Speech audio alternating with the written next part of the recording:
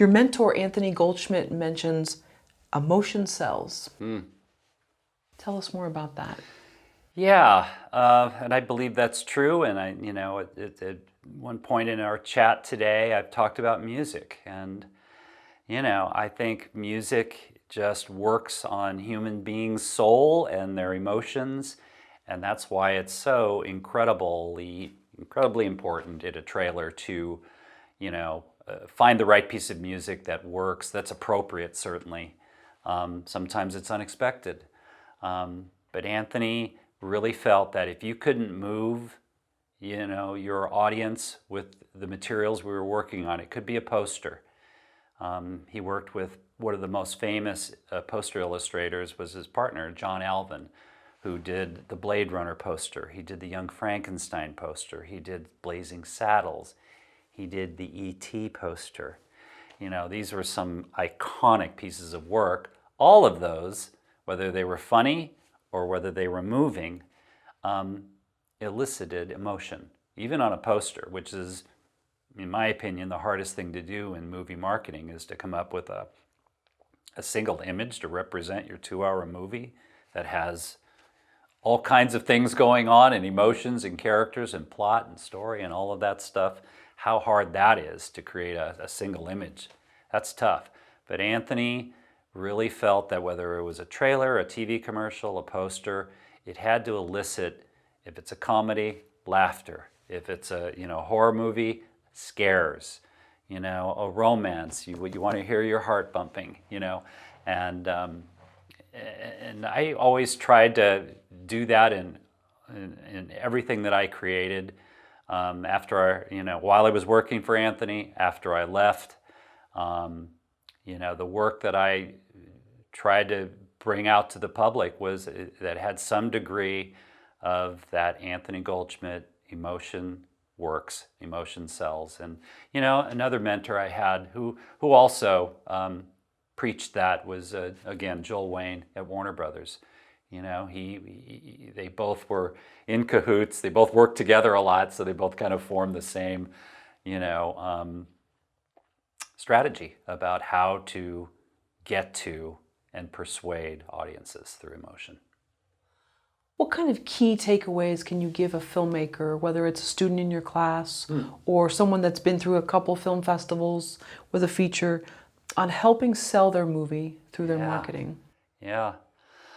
It's very hard, frankly. I think it's hard to separate yourself from the process of filmmaking to marketing that thing you created. I think you need distance, perspective. It's very hard. I think you've you put your all into getting this thing made, TV show, movie, whatever, streaming series. Doesn't matter what it is. A lot of time and money and effort and your soul goes into this work. How you market it is a different craft. It's a different skill. It requires someone, I think, with, some experience at it for sure. Stanley Kubrick was definitely the very different from all the others. Steven Spielberg also, I think, is like Kubrick, and of course they were close. Was very involved in creating the materials for his films. He didn't hire the companies. He didn't make them himself, like Stanley did. But Spielberg's trick with us anyway at Intralink and Anthony was to only supply us certain materials from his movie, thereby controlling the marketing message. I'm only going to give you this piece of music from Quincy Jones. It's called Seeley's Theme. And I'm only going to give you these photographs, these stills that Gordon Parks shot on set when we made The Color Purple. You take those and see what you can come up with.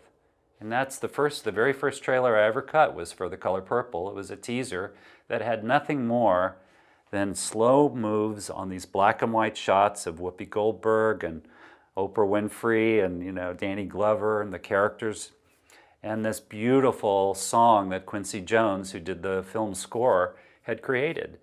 That was the teaser, because that's what Steven wanted to see. He just wanted to see a few images, a beautiful piece of emotional music, and voila, that'll be our first piece of advertising for The Color Purple. So, how much research was being done on what was opening the same weekend, or were you not privy to that? oh sure, yeah. You know, the story that goes best with that question is not so much A Few Good Men, because we knew we had an adult audience to ourselves. We had massive stars. We had a lot of confidence that we will do business. And we figured Aladdin, Disney, animation, families, they're going to kill it too. There was room in the marketplace for two big movies, kind of like Barbenheimer in a sense. My experience with a competition on opening weekend can be summed up with a movie I worked on called The Perfect Storm. And it opened on a 4th of July weekend, the same day as The Patriot, which was a movie starring Mel Gibson, at that time the biggest movie star in the world. And that one almost put me in the hospital, because the competition, the press, the public, it's almost like watching gladiators in an arena go at it. These are, Warner Brothers making Perfect Storm, Sony making The Patriot, very expensive movies, putting all their chips on the table and not budging on the date. No, they didn't move either way for whatever reason.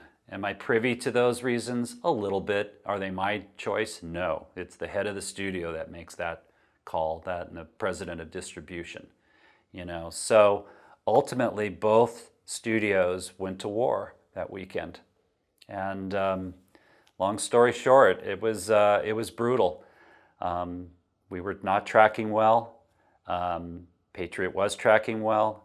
I thought we had created a brilliant teaser trailer.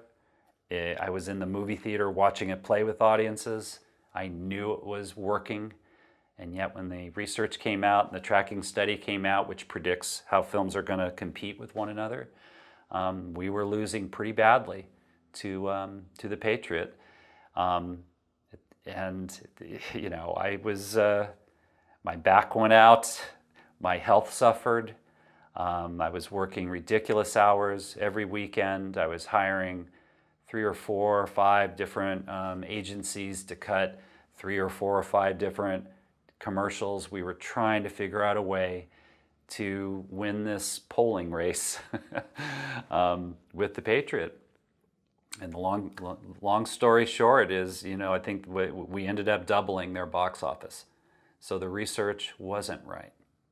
It was wrong. And I think it was wrong because we were a PG-13 movie and they were an R-rated movie. So that limited their audience greatly. And at the end of the day, I think our film was certainly more really action-oriented, true story, best-selling book. We didn't have stars in that. George Clooney wasn't George Clooney then. So that was not the issue. And maybe the Patriot looked like a history lesson, maybe, to people, and not enough escape. Oh, I know the story of The Patriot, and I know it's coming on July 4th. I'd rather go out to sea and see what happens to these guys who get caught in this storm, the perfect storm. If a movie has a total budget of $100 million, how much should be spent on marketing? Oh, what an unfair question. Listen, Pluto Nash was a $100 million movie, but I guarantee you we saw the writing on the wall at Warner Brothers, and the budget for that was not what, say, a more successful, a more popular, a more successful film would have warranted. We would have paid and increased the budget. There is no set number. Movies are very much a case-by-case situation.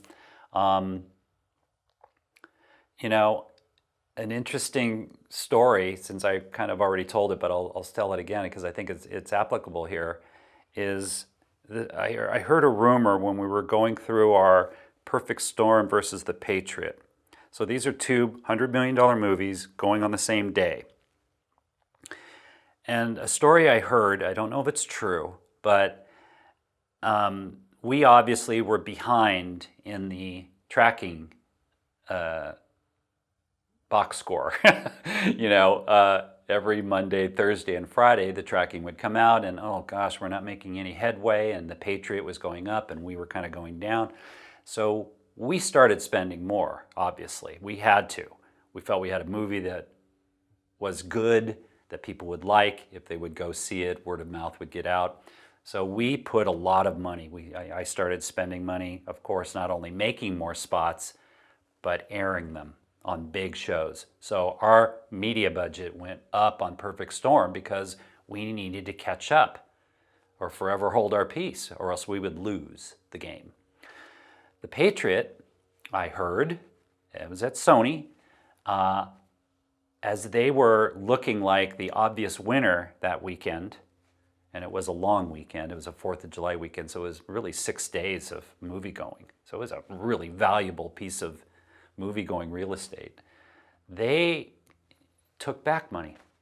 They put it back in their pocket. We've got this. Why don't we save money rather than throw money we don't really need to do? Look at these numbers. Our audience, our target audience is coming. They're coming. Here it is. It says so in the tracking. And the rumor I heard is they backed off that number. Did it cost them the weekend? Probably not, but that's a good example of how each movie needs to kind of, you know, assess the competition, the expectations, the tracking, of course. You know, the only science we have in movie marketing are these research figures. There's no other magic wand that you can, you know, throw over these things to make the right decision every time. You can't.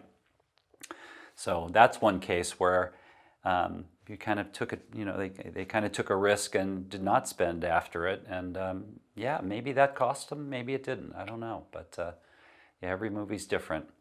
So the overconfidence kind of Yeah, I would over-reliance. say, yeah, yes, confidence, expectation. That's the word I constantly use in my classes. I just think if you expect Mr. Saturday Night to open to $12 million and it opens to 11.5, you're disappointed.